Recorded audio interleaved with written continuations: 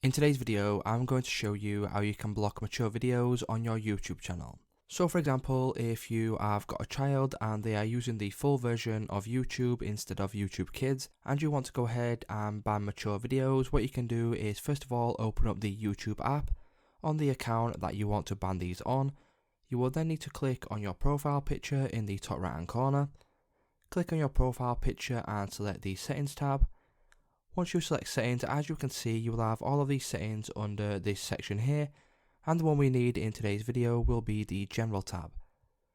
If you click on General and you scroll down, as you can see near the bottom, there is an option now for restricted mode, and what this says under the description is, this helps hide potentially mature videos, no filter is 100% accurate, this setting only applies to this app on this device. So if you click this toggle on and enable it, what YouTube will do is they will try and filter out the mature content on YouTube. As it does say, this is not always 100% accurate, so you will have to watch out for one or two videos sneaking their way in there.